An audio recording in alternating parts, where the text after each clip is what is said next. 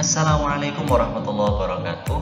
Anak-anak semuanya, karena kemarin masih ada beberapa pertanyaan tentang berhijab atau berpakaian menurut syariat Islam, maka kali ini saya akan melanjutkan tanya jawab tentang hijab dalam Islam.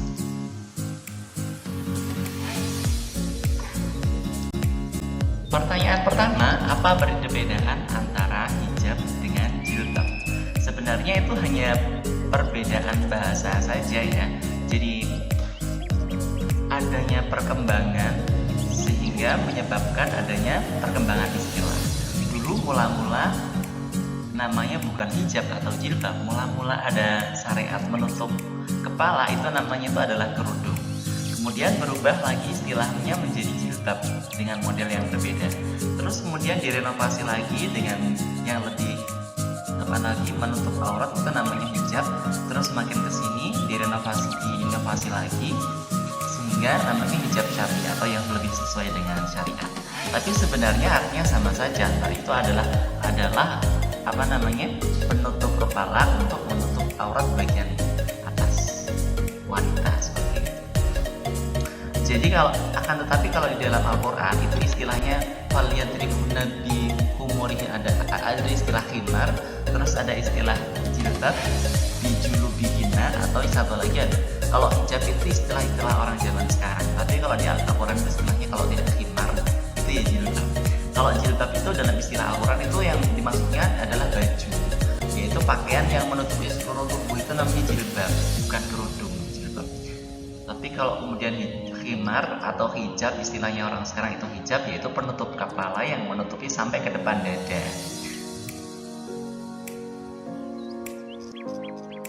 Pertanyaan berikutnya adalah apa saja batas aurat wanita di dalam dan di luar sholat? Apakah ada perbedaan antara keduanya? Ya, ada jelasan. Yang pertama, kita perlu memahami batas aurat wanita. Yang pertama itu batasnya adalah seluruh tubuh kecuali wajah dan telapak tangan. Bagaimana dengan aurat di dalam sholat? Aurat wanita di dalam sholat adalah seluruh tubuh kecuali wajah dan telapak tangan. Sama. Terus kemudian kalau di luar sholat lah, ini yang ada perbedaan. Jadi sama saja seluruh tubuh kecuali wajah dan telapak tangan. Cuman yang membedakan adalah wilayah. Yang menjadi perbedaan antara beberapa mazhab itu adalah wilayahnya wajah. Ada yang menyebutkan, misalkan seperti Imam Syafi'i, itu wajah itu yang boleh diperlihatkan itu hanya mata. Jadi makanya pernah mahasiswa datang ke Indonesia itu bingung, mahasiswa dari Arab, dan menyangka kalau mazhab di Indonesia menggunakan mazhab Hanafi, ternyata adalah menggunakan mazhab Syafi'i. Dia berasumsi kok wajahnya dibuka, matanya kelihatan, apa mazhab Hanafi. Kalau yang wajahnya dibuka itu adalah mazhabnya Hanafi. Tapi kalau Imam Syafi'i sebenarnya yang boleh diperlihatkan hanya mata, itu pun kalau di dalam sholat tetap harus dibuka seperti itu. Malah ada imam yang lebih ekstrem lagi, namanya Imam Suyuti. Itu wajahnya ditutup dan matanya diperlihatkan hanya satu. Kita pakai yang dia sudah biasa saja. Jadi kita pakai mazhab Syafi'i. Tapi kalau kita mau seperti mazhab Syafi'i, seharusnya kita menutup wajah dan memperlihatkan hanya mata. Ada yang bertanya, apakah rambut halus di wajah itu termasuk aurat? Kan ada tuh wanita yang bagian di luar rambutnya itu ada tumbuh rambut-rambut yang halus-halus tapi kecil-kecil. Nah, apakah itu aurat? Karena konsekuensinya kalau itu termasuk aurat berarti harus ditutupi. Kalau tidak berarti nggak apa-apa kan gitu. Maka begini, yang harus ditutupi itu kan sebenarnya area rambut yang biasa tumbuh. Jadi kalau misalkan rambut itu tumbuhnya hanya di sebatas itu, maka ya batas itu yang harusnya ditutupi. Tapi kalau kemudian ada rambut-rambut kecil, bagaimana? Nah, sekarang begini, kalau rambut saya menggunakan analogi janggut dalam berwudu ya. Jadi kalau berwudu kan gitu, kalau janggutnya itu ketel atau tebal, maka yang dibasuh cukup permukaannya saja. Tapi kalau janggutnya arang-arang, orang dari jauh tuh bisa melihat kulit di janggutnya itu, maka berarti kalau berwudu dia harus disela-sela, karena itu berarti maksudnya bukan janggut tapi wajah begitu. Nah, sama saja di sini. Kalau dari jauh itu kelihatan, maka itu termasuk rambut, berarti harus ditutupi. Tapi kalau dari jauh nggak kelihatan, maka boleh ditutup, boleh tidak ditutup. Tapi lebih baik sih daripada berhati-hati kita menutupnya. seperti wanita yang saya tampilkan di foto ini, dia mengenakan dalaman jilbab. Jadi kan biar lebih aman, biar rambutnya yang rambut asli maupun yang halus itu tidak kelihatan. Ada pertanyaan lagi, mengapa aurat laki-laki itu hanya sebatas pusar sampai lutut? Kok nggak seperti wanita? Emangnya laki-laki mau dikasih jilbab? Nggak mau ya? Jadi begini ya, karena yang pertama itu memang ketentuan hukumnya begitu, dan yang kedua itu adalah karena bagian tubuh laki-laki selain pusar dan lutut itu tidak lebih sering menimbulkan fitnah sebagaimana perempuan. Kalau misalkan laki-laki kan biasanya laki-laki pekerja keras ya. Misalkan kalau pas bekerja keras terus itu kan bajunya dicopot. Dia hanya mengenakan pakaian sebatas antara pusar dan lutut. Nah, kalau laki-laki semacam ini itu kan tidak banyak menimbulkan fitnah. Tapi coba bayangkan ada fitnah terus bekerja terus ringatan terus dicopot. Wah, itu kan jadi bahaya besar itu nanti. Dicopot antara pusar dan lutut, wah itu bahaya besar. Nah, maka karena laki-laki itu tidak begitu menimbulkan seperti bayangan perempuan, maka auratnya laki-laki hanya sebatas antara pusar dan lutut. Tapi sejauh itu hanya salah satu hikmah. Tapi hikmah yang lainnya kita harus menurut bahwa itu adalah ketentuan hukum dalam Islam. Berikutnya ada yang bertanya, apa hukumnya wanita memasang foto di media sosial? Kan sekarang banyak tuh wanita-wanita yang upload foto, wah yang cantik-cantik, yang manja-manja, unyu-unyu, melet-melet dan sebagainya. Nah, hukumnya yang pertama, hukum berfoto di sosmed itu sama saja seperti hukum berhijab bagi wanita. Jadi wanita kan hukumnya itu harus menutupi semuanya kecuali wajah dan telapak tangan. Kalau Imam Syafi'i berarti wajah juga harus ditutupi. Tapi kalau misalkan enggak ya berarti ya hukum nggak apa-apa gitu. Terus kemudian begini, pakaian menutupi kerudung. Nah, jadi kalau misalkan wanita itu berarti pakainya kerudung harus menutupi dadanya. Nah, kebanyakan orang yang foto-foto di sosmed itu kan tidak menutupi dadanya, berarti secara hukum tanpa di sosmed pun berarti dia kena hukum, berarti belum memenuhi peraturan berhijab secara syar'i kan begitu. Terus begini, jika wanita itu sudah memenuhi kriteria pakaian syar'i, maka bagi wanita tidak terkena hukum gitu. Jadi nggak masalah masang foto di sosmed, nggak masalah. Artinya dia bukan berarti tidak apa-apa. Saya hanya bilang tidak terkena hukum gitu ya.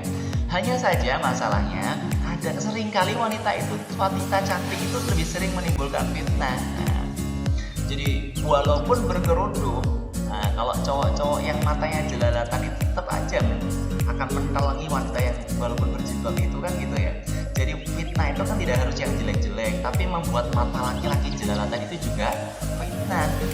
Dia benar wanitanya tidak terkena hukum karena dia sudah memakai jilbab sesuai dengan syariat, tapi laki-lakinya kan jadi kena hukum, jadi jelalatan matanya. Yang ketiga, jadi yang terpenting itu berhijab atau tidak berhijab, wanitanya memenuhi syarat atau tidak memenuhi syarat. Kewajibannya laki-laki adalah menjaga pandangannya dari wanita. Kan lebih bagus wanitanya nggak jilbaban tapi laki-lakinya tetap menjaga pandangan, jadi laki-lakinya tetap nggak kena hukum, daripada wanitanya udah berjilbab, udah memenuhi syarat tapi matanya laki-laki tetap jelalatan, kan tetap saja laki-laki kena hukum. Tapi di samping ini semua, sebaiknya sih kalau tidak terlalu penting-penting amat sih, sebaiknya wanita jangan sering-sering pasang foto di sosmed ya. Jadi yang perlu-perlu aja itulah, kecuali kalau sudah ada muhrimnya, kalau ada mahram. Kalau ada mahramnya tuh orang biasanya tuh malas gitu liatin perempuan yang ada mahramnya, badan laki-laki itu gitu biasanya. Tapi kalau belum ada mahram itu semangat banget. Sekalipun ada mahramnya tapi fotonya sendirian tuh laki-laki juga suka. Jadi makanya hati-hati wanita. Jadi foto di sosmed itu juga harus ada mahramnya. Terus ada yang bertanya, ini yang paling ramai itu. Pertanyaan paling ramai. Jadi bagaimana jika ada orang berhijab tapi akhlaknya tidak baik? Ada lagi bertanya, bagaimana kalau berhijab tapi dia munafik? Ada lagi bertanya, bagaimana kalau orang nggak berkerudung tapi dia punya prinsip? Gimana pun jawabnya? Mana yang lebih baik di antara keduanya? Yang pertama, benar, berjilbab itu belum tentu menunjukkan seorang wanita itu baik akhlak atau imannya. Akan tetapi, bukankah wanita yang baik akhlak dan imannya itu sudah pasti dia berjilbab, bukan? Jadi bagaimana mungkin seseorang itu dianggap baik akhlak atau imannya sementara dia tidak berjilbab? bukankah berarti secara agama dia tidak memenuhi aturan-aturan agama? Secara akhlak agama dia tidak memenuhi akhlaknya di dalam beragama. Bagaimana mungkin dia bisa dianggap akhlaknya baik? Terus kemudian begini, kalau akhlak itu adalah sesuatu atau sikap-sikap sopan seseorang, kita bisa nyoncewu. Saya umpamakan misalkan orang-orang wanita tunasusila itu juga orang-orang yang baik akhlaknya, tetapi apakah dia bisa dikatakan baik akhlaknya? Oh tentu tidak. Akhlak yang baik itu harus ada di bawahnya hukum, itu hukum Islam artinya. Jadi apa gunanya kita berakhlak baik tapi tidak memenuhi hukum Islam? Jadi wanita tunasusila itu juga hanya baik kepada para pelanggannya, dia juga berakhlak baik. Oh mas, mampir mas, dia senyum-senyum terus berkedip-kedip matanya dan sebagainya, seterusnya. Dan itu tidak bisa dibenarkan karena akhlak yang seperti itu tidak memenuhi hukum secara Islam. Yang kedua, benar menutup aurat bukan jaminan nggak pernah berbuat dosa atau nggak munafik, tapi menutup aurat sudah pasti mengurangi dosa, minimal menggugurkan dosa kewajiban menutup aurat. Berikutnya, misalkan ada yang bilang mending gak usah berjilbab kalau kelakuannya masih penuh masalah, atau mending gak jilbaban tapi punya prinsip. Nah, ini kalimat yang menyesatkan. Hati-hati, ini serupa dengan ajakan setan. Jadi dia seakan-akan membuat yang baik-baik itu diperlihatkan jelek, sedangkan yang jelek-jelek, yang gak jilbaban diperlihatkan baik hanya karena dia punya prinsip, sama seperti penjelasan saya yang pertama tadi. Nah, bagaimana mungkin orang dikatakan punya prinsip jika prinsip agama untuk berjilbab saja dia tinggalkan? Lalu prinsip apa yang dia bawa? Prinsip untuk meninggalkan agama? Kan nggak benar itu. Tapi begini ya, jadi bagaimanapun, tapi begini, mau berhijab, mau berakhlak baik, bagaimanapun berjilbab itu perintah agama. Berakhlak baik juga perintah agama. Jangan hanya karena orang belum memenuhi salah satunya lalu kita anggap jelek semuanya. Jadi kalau ada orang belum jilbaban tapi akhlaknya baik, ya kita ajak berjilbaban. Kalau berjilbaban tapi akhlaknya belum baik, ya kita ajak untuk berakhlak baik. Berjilbab dan berakhlak baik itu sama-sama perintah agama. Sama saja dengan orang mengatakan lebih baik puasa tapi nggak sholat atau lebih baik sholat tapi nggak puasa. Dua-duanya sama perintah. Kalau meninggalkan salah satu sama-sama nggak baik begitu.